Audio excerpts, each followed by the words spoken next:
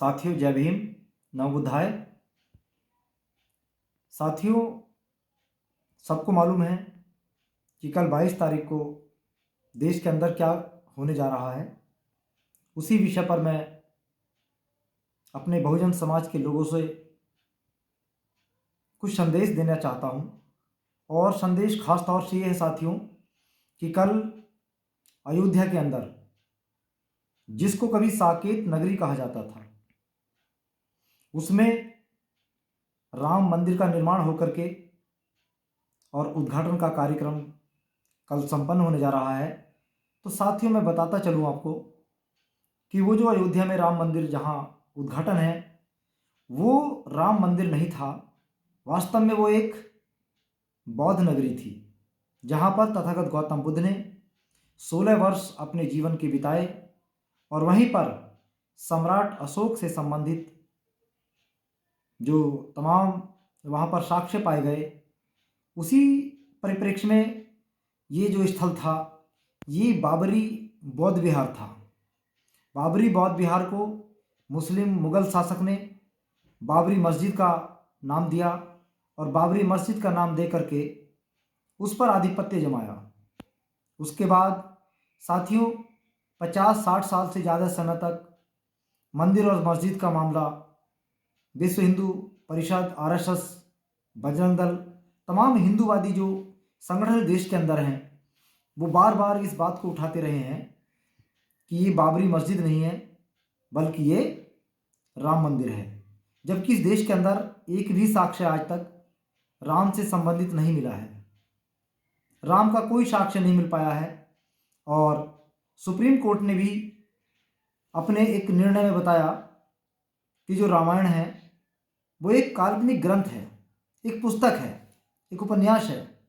लेकिन उसके बावजूद भी साथियों, इस विषय पर राजनीति होती रही और राजनीति होते होते आज उस चरम सीमा पर पहुंच गई राजनीति कि पूरा देश हिंदुत्वमय होने जा रहा है। साथियों, हिंदुत्वमय इसलिए होने जा रहा है क्योंकि जो तमाम और गैर हिंदू सोसाइटी के लोग हैं, उन लोगों ने अपने पूर्वजों की और अपने मिशन की, अपने विचारधारा की आगे बात नहीं बढ़ाई है। तथागत गौतम बुद्ध से लेकर के महावीर स्वामी जैन से लेकर के मखली गोसाल से लेकर के जो ये तमाम मानवतावादी आंदोलन चले इस देश के अंदर, उनको आगे नहीं बढ़ाया गया। हाँ, जो गौतम बुद्ध का आंदोलन काफ़ी लंबे समय तक आगे चलता रहा, लगभग 700-800 ईस्वी तक गौतम बुद्ध का जो आंदोलन था, जो धम्म था, जो एक विचार था, वो पूरी दुनिया में फैलता गया। और उसके साथ साथ फिर बाद में तमाम यहाँ के हिंदूवादी जो संत थे, साधु थे और जो राजनीतिक लोग थे, उन लोगों ने विदेशी मुस्लिम शासकों को यहाँ इनवाइट किया। इनवाइट करने के बाद उनका सहयोग किया, उनके आसपास, उनके इर्द गिर्द रहे और बौद्ध संस्कृति से संबंधित, बौद्ध धर्म से संबंधित, जिसको हम श्रमण संस्कृति बोलते हैं, अर्थात समण संस्कृति। समण संस्कृति क्या है? जो समता, समानता, बंधुत्व और न्याय के सिद्धांत पर इस देश में सामाजिक व्यवस्था को स्थापित करना चाहते थे, वो समण संस्कृति के वारिस थे। साथियों, बाकी जो लोग थे वो ब्राह्मण संस्कृति के वारिस थे, ब्राह्मणवादी थे, जो गौ चराते हुए, पशुचारण करते हुए मध्य एशिया से भारत आए और उन्होंने इस देश की सामाजिक, आर्थिक, राजनीतिक, सांस्कृतिक और व्यापारिक व्यवस्था पर जो कब्जा किया और यहाँ पर जो है गुमराह करके यहाँ के मूल निवासियों को, यहाँ के बहुजन समाज के लोगों को, उनकी सारी व्यवस्था पर आधिपत्य जमा लिया, हेजेमनी जिसको कहते हैं हम लोग। और आधिपत्य जमा करके आज वो इसको हिंदू राष्ट्र की बात कर रहे हैं, हिंदू धर्म का नाम दिया और तमाम हमारे यहाँ की प्रथाओं को वो अपना बता करके और अपने नाम से उच्चारित किया। जैसे अभी मैं देख रहा हूँ कि व्हाट्सएप पे, फेसबुक पर जो एक प्रतिमा ब्लैक कलर की वायरल हो रही है, उस पे अवतार, 10 अवतार, 9 अवतार, 10 अवतारों के नाम लिखे हुए हैं, जिसमें उसमें एक बुद्ध भी उनके 9वें अवतार बता रहे हैं हम लोग कि बुद्ध जो है विष्णु के 9वें अवतार थे। जबकि साथियों, इन मूर्खों को पता होना चाहिए, बेवकूफ़ों को, कि बुद्ध ने खुद अवतारवाद का विरोध किया, अवतारवाद को नकार दिया है, आत्मा परमात्मा को नकारा है साथियों। फिर क्यों ये अवतार की बात कर रहे हैं?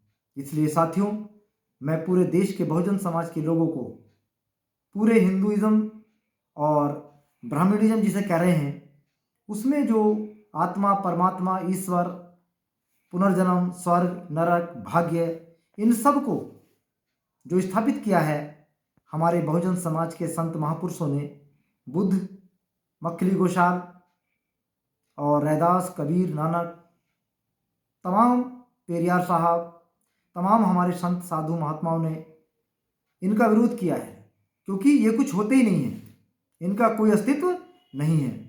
तो इसलिए साथियों, हम लोग इस बात का विरोध करते हैं कि बुद्ध अवतार थे। दूसरा, स्वर्ग नरक की कल्पनाओं से बाहर थे। और तीसरा साथियों, इसके विरोध में, क्योंकि हमने देखा जब उस समय लॉकडाउन चल रहा था, तमाम फोटो वायरल हुए, वहाँ पर समतलीकरण के तौर पर जब काम किया इन लोगों ने कराया, तो वहाँ पर बुद्ध के और सम्राट अशोक के तमाम साक्ष्य निकल रहे थे। उन साक्ष्यों को इन्होंने तहस नहस कर दिया, ग्राइंडर से उनको चूरा करा दिया और उनको रेत में तब्दील करा दिया साथियों। और ये बताया कि ये जो है राम का जन्म स्थान था, जबकि ये साथियों गलत है। और इस संस्कृति को, इस सभ्यता को जो बदलने का प्रयास हो रहा है, ज़बरदस्ती बदलने का प्रयास हो रहा है साथियों, इसके एवज में या इसके विरोध में हम लोग आभास महासंघ और तमाम संगठन साथी मिलकर के जनपद बिजनौर के जिला मुख्यालय पर काली पट्टी बांध करके हम लोग विरोध करेंगे, भूख हड़ताल पर रहेंगे, क्योंकि ये हमारी व्यवस्था पर, हमारी संस्कृति को तहस नहस करके इस मंदिर का निर्माण किया जा रहा है और उसके बाद हम लोगों की संस्कृति सभ्यता नष्ट की जा रही है साथियों। इसलिए हम लोग विरोध कर रहे हैं। और डॉक्टर अंबेडकर ने भी कहा है कि जैसे आज पूरे देश में हिंदुत्व की बात की जा रही है, तो साथियों डॉक्टर अंबेडकर ने कहा है कि अगर इस देश में हिंदू राज्य स्थापित हुआ तो ये सबसे बड़ी आपदा होगी, जिसे हम कहेंगे ग्रेटेस्ट कैलेमिटी। तो साथियों, बहुजन समाज के जो लोग हैं, बहुजन सोसाइटी के जो लोग हैं, मैं उनसे बार बार अपील करना चाहता हूँ कि सब लोग इस 22 तारीख को 2024 में, जो 22 तारीख को जनवरी को मंदिर का उद्घाटन होने जा रहा है, उसको ब्लैक डे के तौर पर बनाएं, भूख हड़ताल करें और साथ ही डॉक्टर अंबेडकर की 22 प्रतिज्ञाओं का जो दोहराने का कार्यक्रम करें। सब लोग अपने घरों में बैठ करके जहाँ जो हैं वहीं पर 22 प्रतिज्ञा को दोहराइए। मेरा आप सब लोगों से ये संदेश है और अपील है।